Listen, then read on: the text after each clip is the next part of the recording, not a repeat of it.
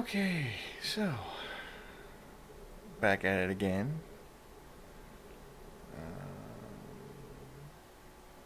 Yeah, waiting on things to load.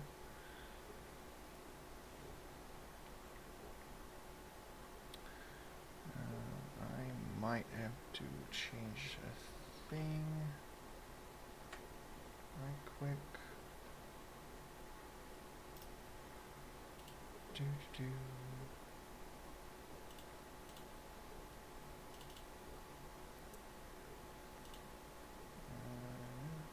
That's all good. That's all good. That's all good. That's all good. Okay.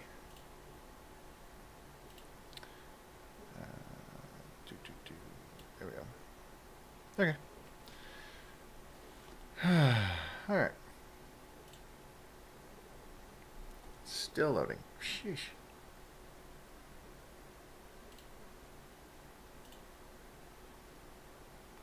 Come on.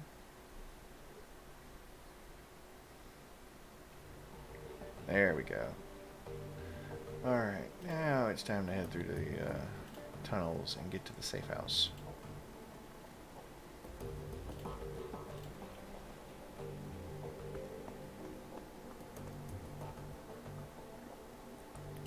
Alright, one person to speak to. Alright, you step inside and the squalor of the disused U-Bahn tunnel gives way to the warmth of your safe house. A man waits inside, silhouetted against the dim fluorescent lighting.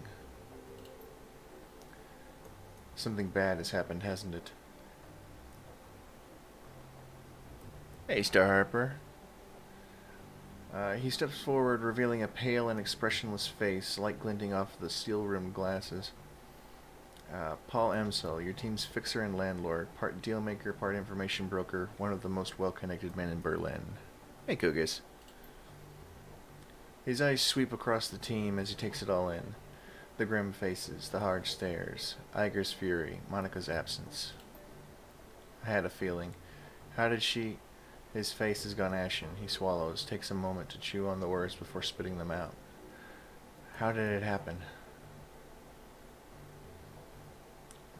The run was a setup. 1 minute she was cracking the safe, the next she was on the ground screaming.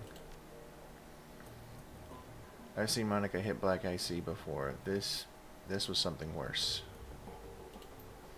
Glory nods, her motions robotic and spare. Monica died of a biofeedback-induced stroke.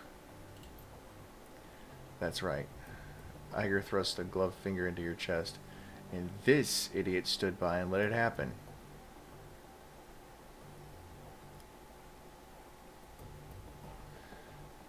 Ignore it. Let it happen? She jacked in, she screamed, and she seized. By the time we saw she was in trouble, it was already too late. Yeah, because you never bothered learning what to look for. Muscle contractions and microtremors are good indicators of a Decker in distress. I'm assuming you didn't have anyone keeping an eye out for those? No, if you had, my friend wouldn't be lying dead in a basement. Oh, shove off, Iger. We were all on the lookout for physical security, Preacher included. Throwing him under the bus isn't going to help anything. Under a bus is exactly where he belongs. Iger turns to face Dietrich. She towers over him, but he stands his ground. I respect you, Dietrich. You know that. But you don't have my training. None of you have. Monica was good. She was the best, right? But she was also overconfident. She treated the job like it was a game. Do that long enough and you're going to get burned. Iger turns her focus back to you. If you'd been paying attention, you'd have figured out all of this on your own by now. You'd have known that Monica needed watching as much as that door. Enough, Iger. Amsel's voice is hoarse, his expression blank. Enough. Iger pushes ahead, heedless of the interruption. Her voice remains measured, but there's fire in her eyes. How many seconds pass between Monica's first convulsion and her plug getting pulled? 4? 5? Do you know how much damage biofeedback can do to a Decker's brain in 5 seconds? What, this won't... You don't have to answer that. Of course you know. Monica died while you stood there and watched. This is all your That is enough. Amsel's voice comes out in a roar and his fist smashes down on the desk behind him. Iger, you and Preacher can have it out later, but I've had enough. We need to talk action. Our client sent you into something much bigger than he'd led us to believe.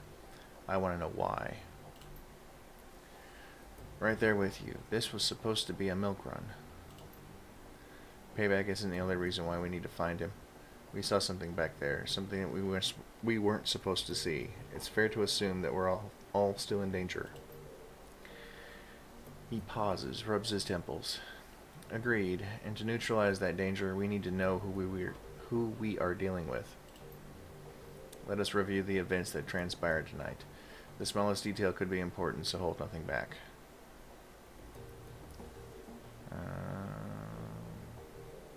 Monica lived long enough to say a name. Feierschwinge. She fought hard to tell us. It must be important. Ansel seems taken aback. He pauses for a moment before responding. The Fire Wing. This is unexpected. You'll have to forgive me. This brings back many unpleasant memories. Glory raises an eyebrow. The Fire Wing? The most terrible of the great dragons. There are those who would disagree, but they never experienced the terror of living in her shadow. He glances at Glory. You are far too young to remember her, of course, but for Germans of my generation, the name Feierschwing is synonymous with chaos, destruction, and death. German's very hard to say. I'm just going to say Firewing from now on. The dragons of today are subtle creatures full of patience and guile. Firewing was not. After her awakening, she went on a 4-month rampage that claimed tens of thousands of lives. Ansel takes a deep breath, slowly releases it. There is a haunted look in his eyes. Those were dark days. Countless men, women, and children were slaughtered, roasted alive in their homes by a creature of legend. No hope for salvation and no end in sight. It was a horror that you cannot begin to understand. What stopped her? I can't imagine that a rampaging dragon would just go away on its own. Eventually, the Firewing was brought down by a man named Dr. Adrian Valclair. Well, with the help of the Luftwaffe, of course. But it was experimental weapons designed by Dr. Valclair that finally pierced her hide. She fell in a hail of bullets and rocket fire and crashed down in the radioactive wasteland of the SOX. This event was called the Dragonfall. Safe at last from the dragon's wrath, Germany celebrated Valclair as a hero, our own Siegfried, a modern-day dragon slayer. My own family practically worshipped the man. If the Dragonfall was as important an event as you make it out to be, I'm surprised I've never heard of it. Those early years of the awakening were traumatic, Iger. Not just on a national level, but on a global scale. New species of awakened animals were being discovered daily. Within 2 years of the Dragonfall, the active use of magic had returned to the world, a new source of terror for a bewildered public. And in 2021, the sudden emergence of orcs and trolls gave rise to yet another wave of global panic. In light of such turmoil, is it any surprise that Dr. Valclair and the Firewing were forgotten? The dragons were yesterday's news. He rubs his temples. Again, all this happened decades ago. To the best of my knowledge, the story of Firewing is a bit of historical trivia and nothing more. Alright, so Monica spent her dying breath trying to tell us about a long-dead dragon. Iger sweeps her eyes across the group, searching for a glimmer of insight. Finally, she gives up. Any ideas as to why?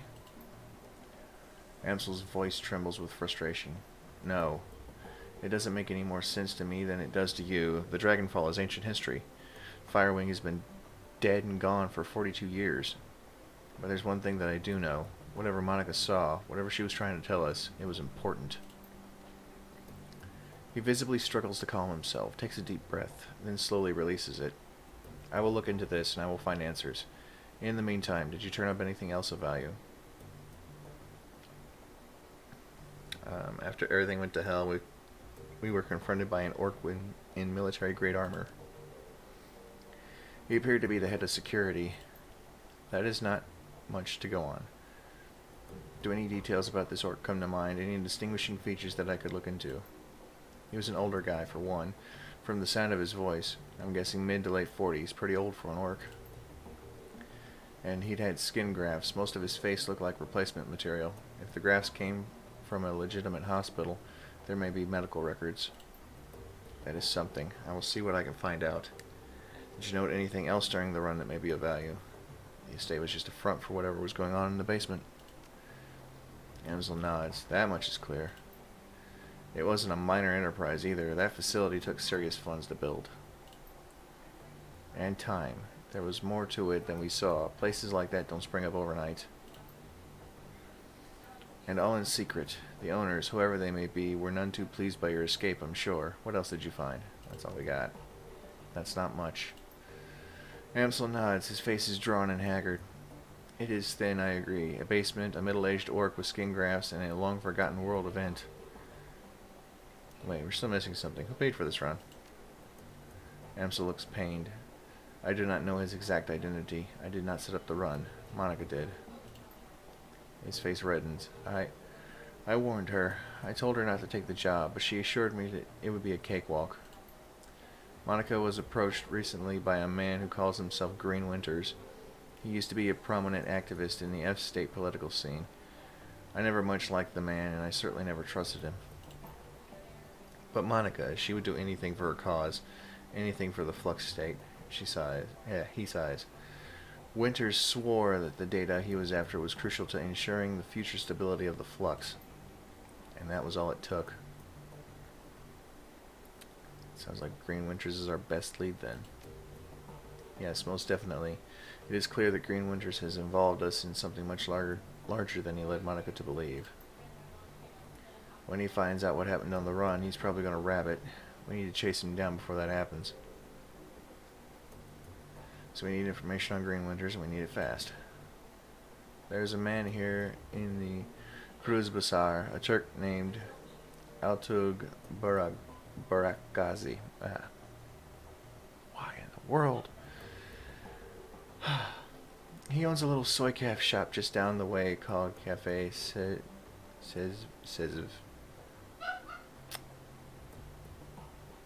Grr.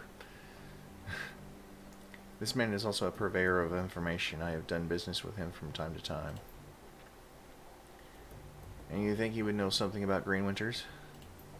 Amsel nods. When I discovered Monica's renewed association with Green Winters, I contacted Altug. One of his people has been keeping tabs on Winters ever since. As I said, I did not trust the man. Pragmatic. Sounds like it's about time I pay Altug a visit. Yes, tell him I sent you. I will do what I can to dig into the information that you uncovered already, sparse though it may be.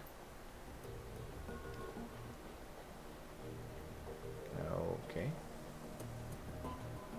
Oh, doggy. As you start towards the safe house door, a large four-legged form steps around the corner. Dante, Monica's dog, an enormous mongrel of indeterminate breed. A low whimper emerges as he enters the room, head hanging low. Oh shit, Dante. Dietrich shakes his head. Don't worry, boy. We'll look after you. At the sight of Monica's dog, Amsel's eyes well up. He inhales but can't quite catch his breath. He started whimpering about an hour ago. Turned into a full-blown howl. Wouldn't stop. He closes his eyes. That's when I realized something bad had happened. Looking down into those huge brown eyes, you see intelligence and sadness. He lets out a small whine and rubs his head against you.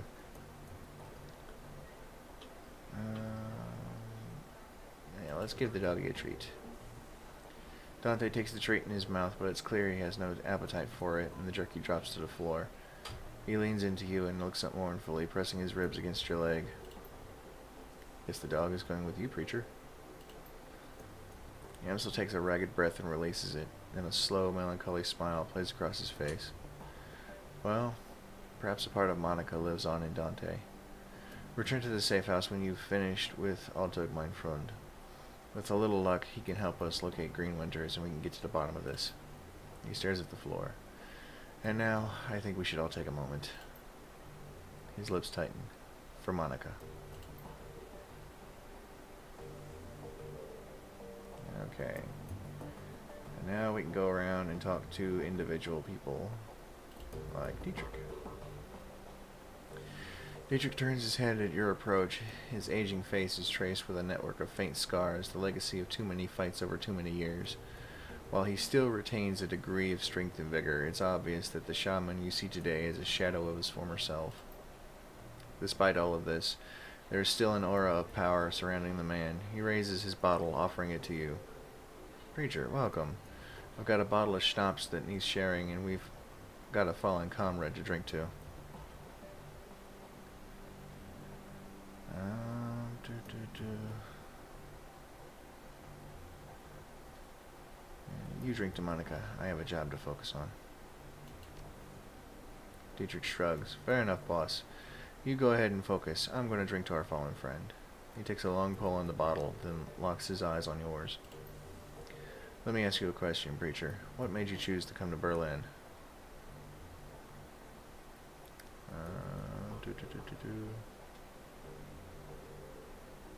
Why do you want to know? Monica told me that you moved here from the Rhein-Ruhr megaplex. Made it sound like you've been there for a good many years, successful years at that. Leads a man to wonder why you packed up and moved here.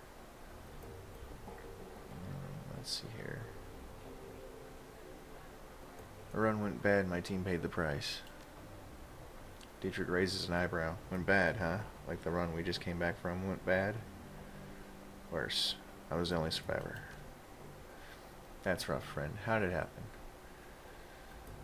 We were double-crossed. The run went off without a hitch, but instead of paying us, the client decided to set up an ambush. Miserable bastard. Alright. If what you're telling me is true, how'd you walk out alive?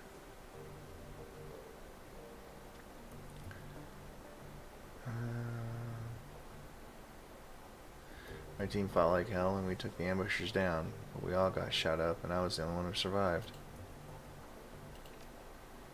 Sorry to hear. Sounds like it was a glorious fight, though. So after all this went down, you decided to bail out of the Ruhrplex and head to Berlin. Am I getting that right?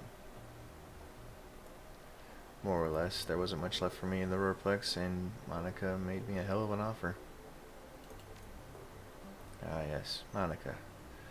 Dietrich raises his bottle again, then closes his eyes and takes a long drink. After the moment has passed, he returns his attention to you. It all comes back to our girl, doesn't it? So let me ask you, just what was your relationship with Monica anyway? I know that you two knew each other way back, but she was pretty coy about these things. Why do you want to know? Monica was my friend. I cared about her. Dietrich shrugs. I don't know. I guess that I just want to get to know her better. There were some areas of her life that have always been a mystery. If you could shed any light on them, I'd be appreciative. I can respect that. So what was the deal between the two of you? Don't leave me in suspense. We were very close. Dietrich nods. Figured as much. Not from anything you or Monica said, just had a suspicion. Well, anyway, good on you both. Dietrich raises his bottle to you in salute. She was a wonderful woman, and I hope that your time together was happy. Anyway, I've taken enough of your time, and this bottle's almost empty. Thanks for taking the time to talk. For what it's worth, I'm happy you're here with us. Dietrich takes a final pull on the bottle, then tips it forward, pouring the rest on the ground. Rest in peace, Monica. We'll miss you, girl. Okay, and...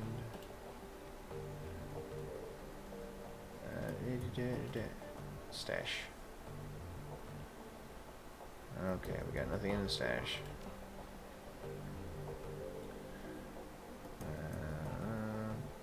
Glory. I got a dog and a drone. Glory is beautiful in a waifish sort of way. Her features are almost elvish in their delicacy, but there's something cold about her that you find slightly unsettling. What's more unsettling is her chrome. Glory is rocking a heavy loadout. Oh, it's a Vagram raid! Thank you very much for the raid, Vagram. How did that last run in Heroes of the Storm go? Oh, and Miss Moab with 60 bits. Thank you very much, Jen. Hey, Charpy. Been doing a lot of reading. I've been live for 23 minutes, so What's more unsettling is her chrome. Glory is rocking a heavy load out of cyberware from head to toe. She looks to be composed more of plastic and metal than she is of skin and bone. In the shadows, individuals such as this are anything but uncommon, but Glory's cyberware is first generation, all of it. Bulky, invasive, practically museum pieces. This chrome was obsolete well before she was born. Preacher. Glory shifts her gaze to you, but her expression is as cool and placid as always. Can I help you? Hey, Glory, how are you holding up? Don't worry about me. I'm solid. You sure? You look like you're a million miles away. I'll be with you when it counts. Right now it doesn't. Any thoughts on what we should do next? Find our missing client. Extract some answers. Beyond that, find another Decker. Monica won't be easy to replace. Best start looking now. I have a question for you, Glory, of the personal kind.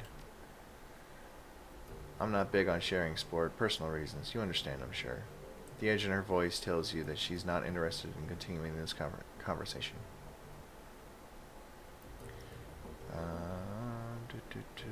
Sure, I understand, but I still need to talk to you. Glory lets out a weary sigh. Ask your question, but do it quickly. I have things to do. You can't have started running the shadows much more than 5 years ago tops, so what's with the vintage chrome? It was cheap. It gets the job done. She shrugs. End of discussion.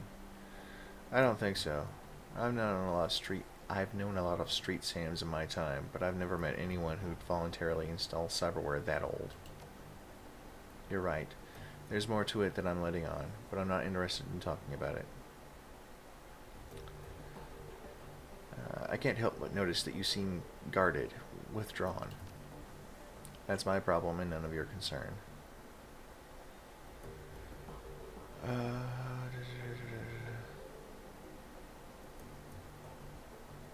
If whatever happened to you has impaired your ability to trust me, then it is my concern. Come on, Glory, talk to me. Trust is earned, and I don't know you yet. Maybe later, when we get to know one another better, we can talk. But for now, I'd prefer if you dropped it. That's all I needed to know. Fine with me. Anything else you need? I'll talk to you later. Suit yourself. Do I have to talk to Iger? I don't want to talk to Iger. Iger's grumpy. Iger's a grumpy old warhorse. Iger glares at you, and you can taste the bile in her stare. She clearly still blames you for Monica's death. Something I can do for you, fearless leader?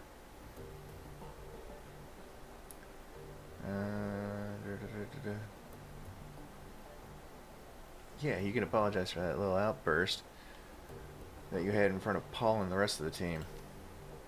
She replies through clenched teeth. You want to step away from me, Preacher, right now. No, actually, I don't, unless you intend to make me leave. It's tempting, Preacher. It's really friggin' tempting. But no, I won't hurt you, not unless you give me reason to. You're wrong about me, Iger. I intend to prove that to you. She stares at you for a moment, then looks away. Best of luck with that, Preacher. Now please, leave me alone. Not just yet. We need to talk about Monica. Not right now, we don't. Don't push me on this, Preacher. One of these days, we're going to hash this out, and you can talk all you like about the clusterfuck that killed one of my best friends, but it won't be today. Yeah, grumpy old warhorse. Let's go talk with Paul real quick. Because he is our fixer, after all. Preacher, Amsel peers at you apprehensively. His eyes are bloodshot, his expression grim. Did you get the information about Green Winters? No, not yet. Then please continue working. We need to find that man. Okay. Off we go. Off we go into the safe house. Oh, wow. Is the safe house in the back end of a storefront?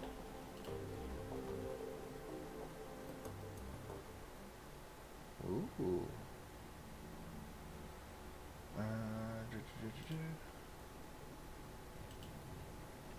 Let's see here. Aha! Coffee shop.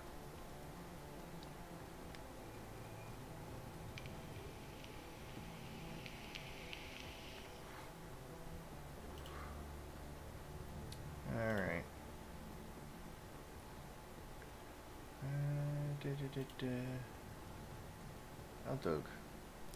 The man behind the counter looks right past. The man behind the counter looks right past you and at the dog following close behind. Dante, I will fetch his water dish and perhaps a coffee for our friend here. Paul Amsel sends his regards. When he hears Amsel's name, the Turk's voice lowers and his accent becomes less exaggerated. His eyes take on a knowing look. Ah, very good. Please express to Herr Amsel my appreciation of his patronage. If he needs any more catering jobs seen to in the future, I am always happy to provide.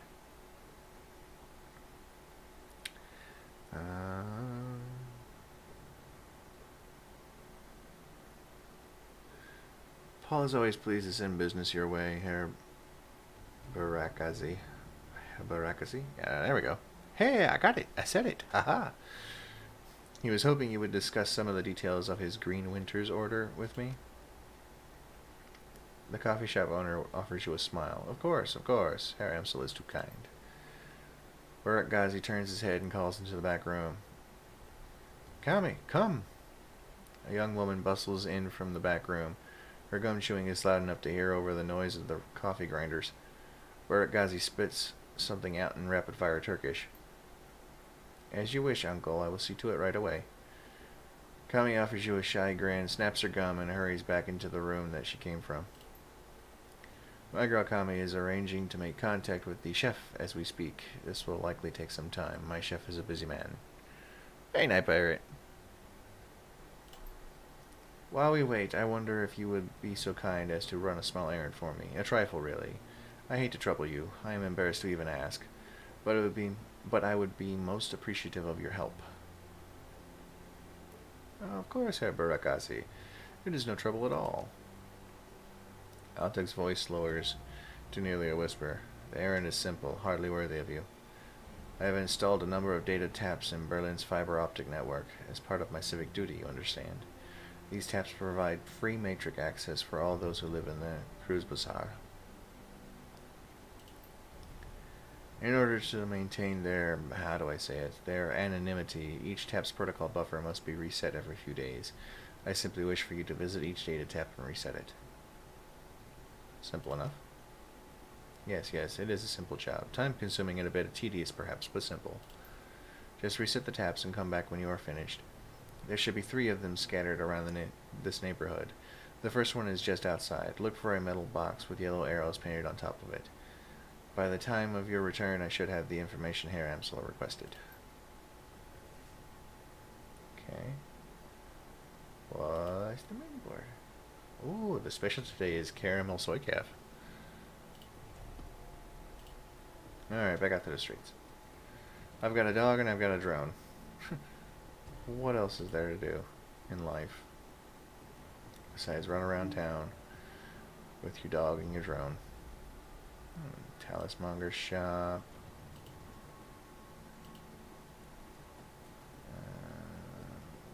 Platform. Dancer's bag. Nope. This is a really large map.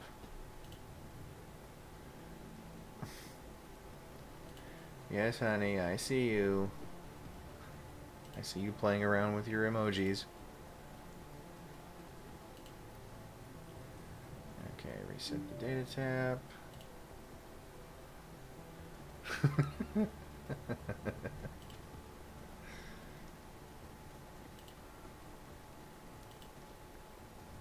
And reset the last phone. Phone ringing? As you're resetting the data tab, you notice that someone has duct taped a small homemade receiver to the system. An earplug dangles from the receiver. Put the earplug in your ear. The sound of heavy machinery makes it difficult to hear the words that are being spoken. After a moment, you find you can make out 2 distinct voices, a nasal woman who sounds like a heavy smoker and a man who speaks in a high-pitched, breathy tone. Just heard, Monica, need to verify. Blah blah, good for us. Continue listening. It sounds like a conveyor belt starting, and as to the noise of machinery, you can't make out anything else until it comes to a stop a minute later. Blah blah blah. Think our next step, blah blah blah. Blah blah. Wait. Blah blah. Isn't ready to make a move yet. Blah blah blah. To be patient. Blah blah blah. See who steps up. Blah blah blah. There could be someone more. Blah blah blah blah blah blah. Continue listening. More conveyor belts start up. All you can hear is the sound of machinery. Some sort of motorized vehicle starts up, drowning out everything else. A bell rings loudly again and again. It sounds like a telephone. You hear the sound of a door slamming shut, and the noise of machinery is suddenly muffled. There's a rattle of plastic, and the ringing stops. The nasal woman's voice can be heard again in a sing-song tone. Guten Tag, how may I help you? Silence. Her tone changes, becomes more businesslike. I heard. Silence. Yes, he knows. I told him it wasn't time to make a move yet. What do you think I am, an idiot? The council needs to meet again. I know. Getting everyone in the same room is challenging. Getting them to agree on a course of action is going to be even more challenging. From my perspective, the Cruz Bazaar was only stable because of her. If she really is out of the way, well, we'll see, won't we? Yeah, I know. What can I say? Things go slow in the flux sometimes. You hear the sound of a door opening again, and the cacophony of machinery fills the line. You can't make out anything more. Walk away. And the phone's ringing over here, so let's go check this out. It's an old, obsolete phone booth. It's ringing. Pick up the receiver. A monotone, pitch-adjusted voice begins speaking almost immediately. The Shockwellen-Reiter's contact for this Kies is no more. Preacher is listed as a follow-up contact. This is our only secured line to this Kies. Please listen to the following instructions carefully if you are a supporter of our cause. Continue listening. We have phone booths in strategic locations throughout the city. Within each one, you may find a request posted for specific information. If you can obtain a copy of this information, return here and submit it via the port below the receiver. We will verify the authenticity of the information remotely and post an undoctored copy of it onto the matrix ourselves. It is our stated goal for this information to remain free to all. However, you will be compensated for the sought after information returned to this location. Line goes silent. Hang up the receiver. So it's a data drop. Okay. Well, time to head back to the cafe. Whoa, that's a big dude.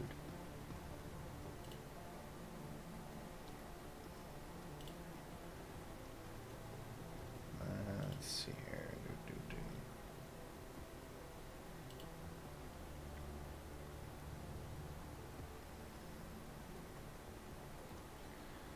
And back in. And go talk with old dude. The man behind the counter has the broad smile and open demeanor of a classic Turkish street vendor. Welcome, honored Efendim. Welcome. And how can Barakasi serve you today? Would you like a cup? You would like a cup of coffee, perhaps? Finished with your little travel here, Barakasi. Ah, very good. I assume you had no difficulties. Difficulties? No. One of the tests have been modified a bit. Someone was using it as a surveillance device. He laughs. Of course they were. I would be surprised if they weren't. This is Berlin, after all. In the flux, everyone spies.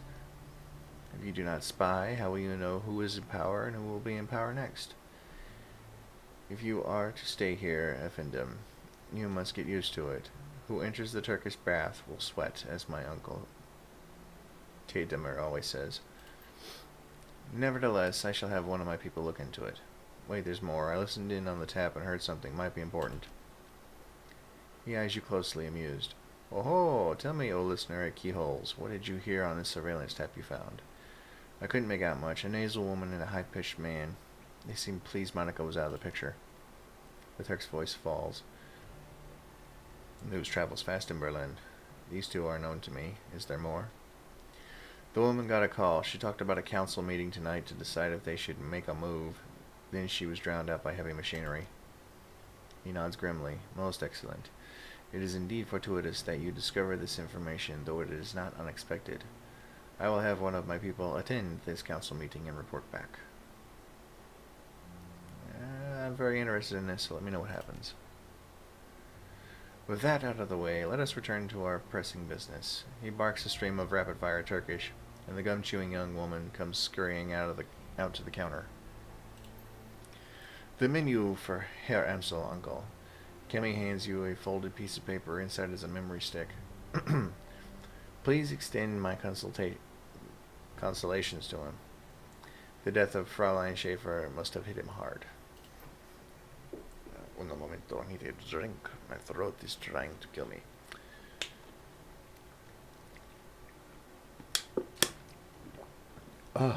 There we go. Like some good old-fashioned H2O.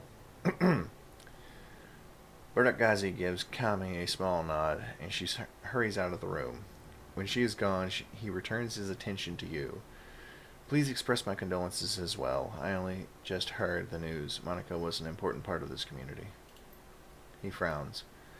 Few know how important. Okay, I got the memory stick. The memory stick Kami just handed you should contain all the information Herr Amsel requires from our chef in the field. Should you require my services in the future, you know where to find me. Until then, good day. Okay, it's a dwarf. Hello, my friend. The voice that comes from the man in the chair is as enormous as its owner, a deep booming roar dripping with unrestrained mirth. A fine day for a soy calf, yes? Yes, it is certainly a beaut. From the back of the store, the voice of the shopkeep cuts you off. Don't mind the fool in the chair. He roars like a traumatized walrus, stewing all day in his own sweat. The man behind the bar glares at Goldschmidt, his upper lip curled in disgust. I tolerate him only because he takes his soy calf by the bucket. No, mostly it's been talking, walking around, and resetting data taps so far.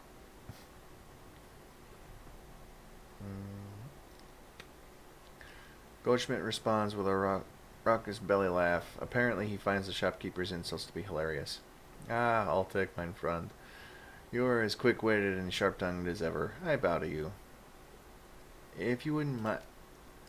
Once again the shopkeep cuts in. To bow to me, you would first have to vacate your chair.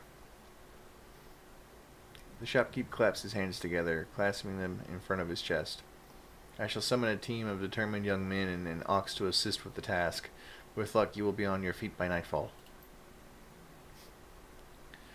Goldschmidt smiles up at you, his small eyes glittering. Enough of this senseless bickering. You have approached me for a reason, yes? Tell me, what can Jan Goldschmidt do for you?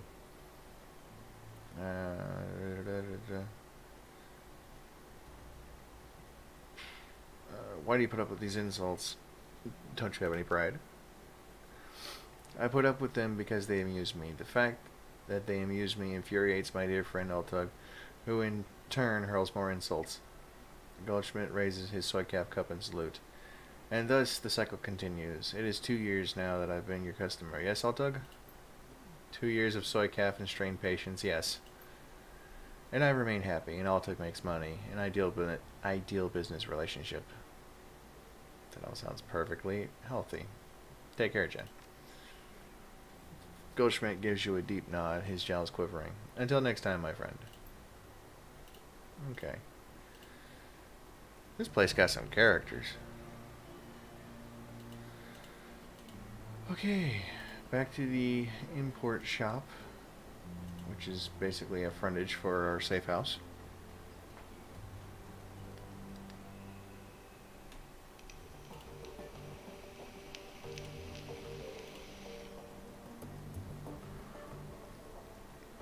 By the way, Vagram, how did that last round of Heroes of the Storm go? Where you set it to, like, Elite or whatever the high level difficulty is.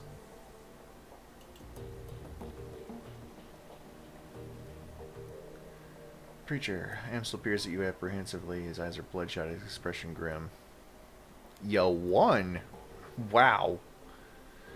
Did you get the information about Green Winters? Yes, I spoke to Altug. He gave me this memory stick.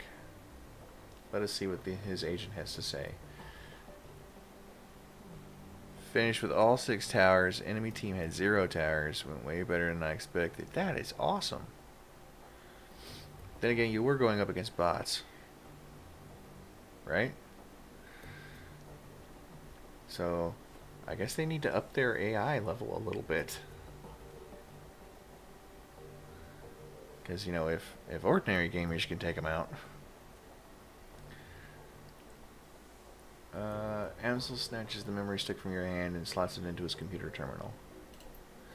He navigates a series of command line menus and a wall of amber text floods the screen. Amsel scans it, mouthing the words as his eyes flip back and forth. Yeah.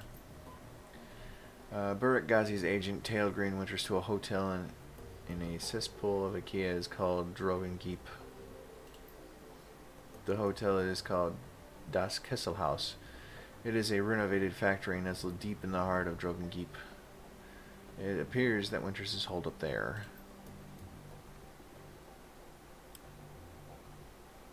Well, hey, at least you finished with all your towers and they didn't have any. Recently there was some contention between 2 gangs over control of this neighborhood. Due to the gang violence, the agent refused to follow Winters inside of the hotel, but he confirms that he's still inside. Well, what are we waiting for? Iger slings her rifle over her shoulder with a single spare motion. Gear up, people. We have a hotel to raid. Gloria and Dietrich pause, exchange looks with Paul. Just a moment, Iger. Amsel rises from his chair, drawing himself to full height. Even so, he has to crane his neck to look her in the eye. You are an excellent soldier, and nobody questions your competence in the field. Your loyalty to this team is equally commendable. That said, we believe that Preacher is the right choice to lead the team. There is a long pause before Iger speaks. When she does, her voice comes out dull and flat. What? Don't mistake this decision for a reprimand. Monica considered your contributions to the team to be invaluable. But we all know that she wasn't comfortable putting a soldier in charge. Iger speaks through clenched teeth. Her words are measured, but her expression is livid. This is unbelievable. You want to put the rookie in charge. Again. She shakes her head. Don't you people learn from your mistakes? Preacher's the reason we're still alive, Iger. He kept us together. He led us out of there in one piece, making him your golden boy. She sounds tired, resigned, but above all disappointed. This is more of your flux state idiocy at work, isn't it? Dietrich reaches out, puts his hand on her shoulder. It's what Monica believed in. Iger's voice tightens. For a moment her control slips and her face contorts in grief. Yeah, and look where that got her. Shush, Fox. Erba derba, Fox. Erba derba. Ha. She straightens to her full height. Let me give you this piece of advice. In the field, only 2 things matter. The mission and survival. Everything else is a distraction. Hi, Ferg.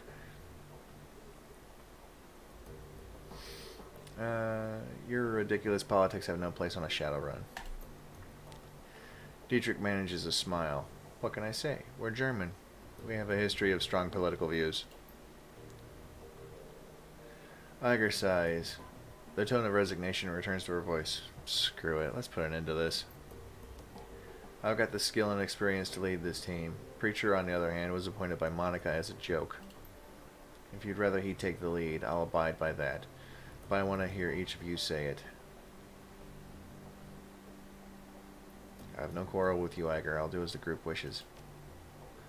You stay out of this. She stabs an armored finger into your chest. Hard. The moment she raises her hand to you, Dante's ears lay back and he lets out a low growl. Reflexively, she takes a half step back. I think we've heard what Dante has to say. As for my part, Preacher saved our lives back there. You may not believe it, but he did. The way I see it, that means I follow his lead a while longer.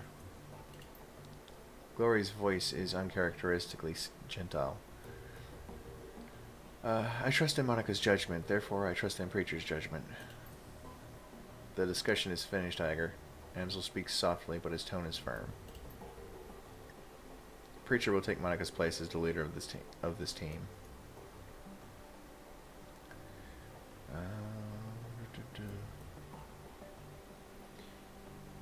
I'll do whatever it takes to keep this team and Monica's legacy alive. That includes taking your advice, Iger.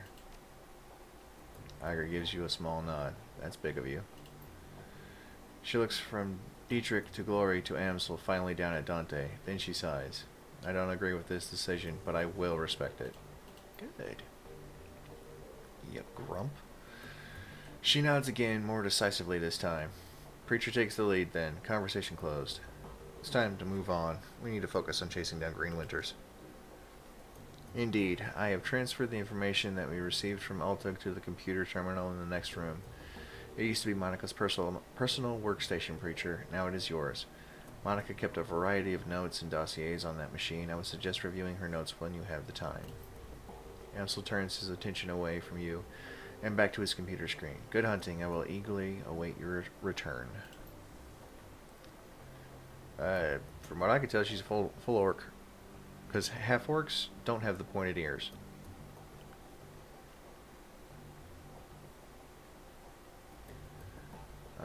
I wouldn't suggest driving to Drogenkeep. The roads aren't safe.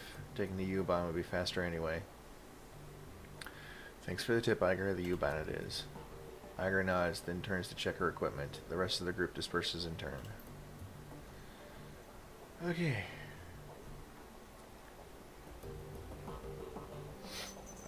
You now command a team of Shadowrunners. When traveling to new mission locations, you will be able to choose which members of your team to bring and modify their loadout for the run. When members of your team become permanently incapacitated on a mission, they'll automatically be extracted for emergency medical care. They will be patched up and ready for action the next time you return to your safe house. Avoid this loss of firepower by always carrying some Boom-O-Na trauma kits into the field. These can be purchased at the Street Docks office in the Cruise Bazaar. Yeah, they're combat goggles. She's the team's sharpshooter, basically. Because you got the Street Samurai, and then you've got Iger, who does the sharpshooting, the soldiery stuff. And then you've got Dietrich the shaman, and I am the rigger, and I've got a Dobie drone. And Dante's just Dante the dog. Okay, let's go to the mission computer real quick. Something to pass the time for the next 10 minutes or so.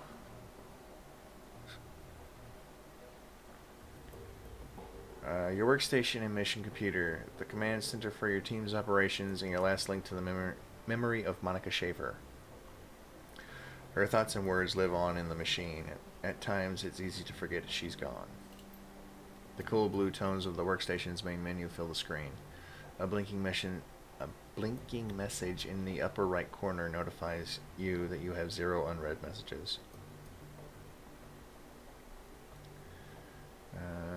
Monica's team personnel files. Amsel, Paul, Dietrich, Glory, Iger, Preacher.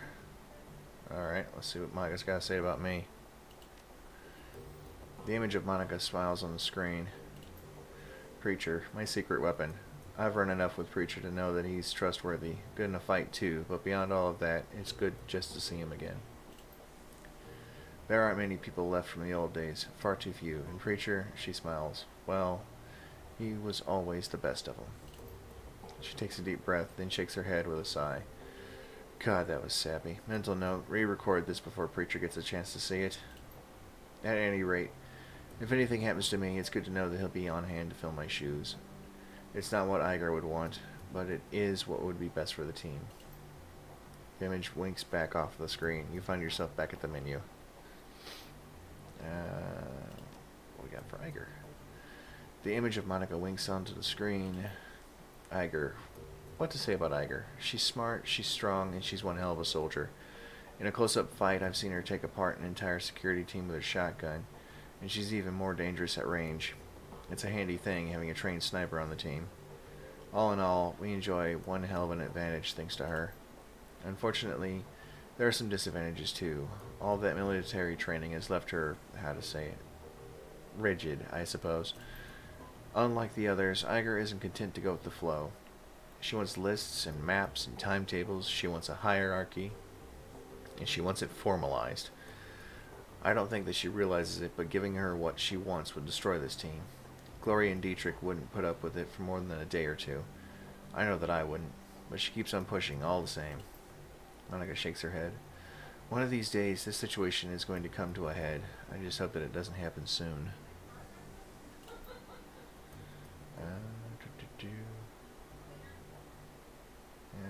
Glory. Glory, our damaged enigma. I've known her for almost 5 years now, but I don't think I'll ever really know her. Somehow, I doubt that anyone will. On an operational level, Glory's solid. That chrome of hers may be old, but it gets the job done. I've seen her take a troll apart with her hand razors, and when her adrenal pump is running, she moves faster than anyone I've ever seen. On top of all that, Glory's a competent field medic. I don't know where she learned medicine. Yet another question mark. But she's patched me up at least a dozen times. Between her skill with a med kit and Dietrich's magic, we haven't had much trouble with serious injuries.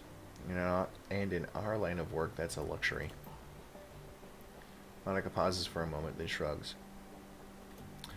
That's really all I know about Glory. She keeps to herself, barely talks, and spends most of her off time staring at nothing. I've seen this kind of behavior before, of course. Something bad happened in her past. Deep down, I think she's still running from it. And I'm sure that her cyberware ties into it somehow. I don't know. Maybe someday she'll open up to me. I'd like to think that she will. We'll see, I suppose. And return to the menu. Dietrich. Yeah. Okay. Dietrich, one of my dearest friends and a shaman of tremendous power. A good man to have at your side in a fight. I tend to use Dietrich in his support role. His magic can dramatically bolster the combat effectiveness of a frontline fighter like Iger or Glory. But when the chips are down, he's more than capable of dishing out punishment on his own. Can't think of much else to say about Dietrich, just a good, reliable guy. A note? What kind of note?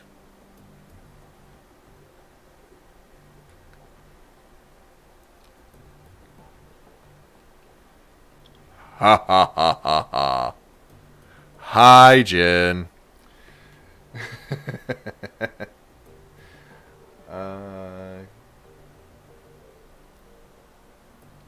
Yeah, I've got a fairly deep voice. Let's see here. Can't think of much else to say about Dietrich. He's just a good, reliable guy. She pauses for a moment. When she speaks again, where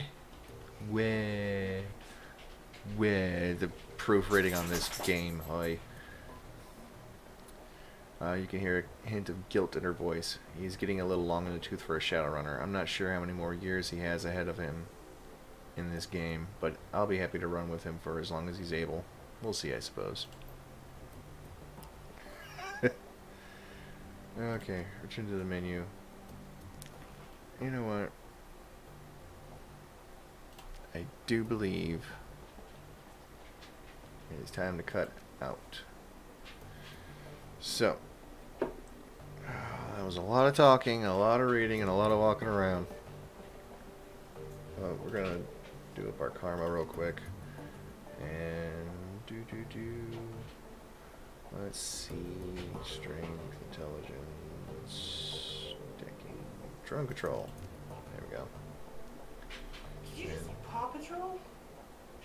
No, I said drone control. You said Paw Patrol. I was very confused. No, dear. And Vegram, I do believe the wife will agree with you on that one. What? Arnold Palmers are amazing. They're the best things God ever created. Yep. I drink one every day. She drinks at least one every day. Lately, for the last couple of days now, she's been having them with sun tea and what is it? Country Time lemonade. Sugar free. Sugar free. Mm-hmm. Yes, that's what she's been making them out of. course, she has made them before with sweet tea and grilled lemonade. Yes. No, it's always been unsweet tea. Oh, unsweet tea? It's unsweet tea and sweet lemonade. Yeah. She's Other made way it. around is She's sweet. made it with grilled lemonade and unsweet tea. Oh my god, so good. Teddy made me crazy, but he had a great recipe.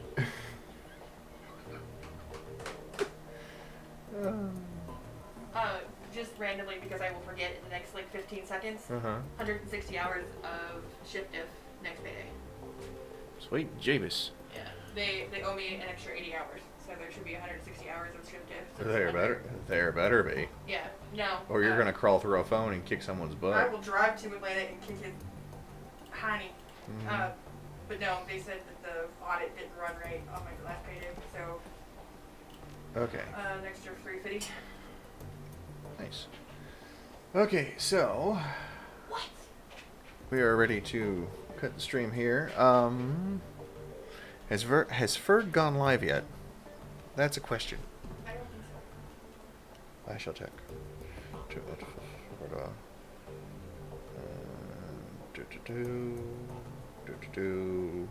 He had when I walked away. Oh, he is live. Oh, well, little devil. We're gonna go raid Ferg. So Yay, we Ferg switch raid. to this scene.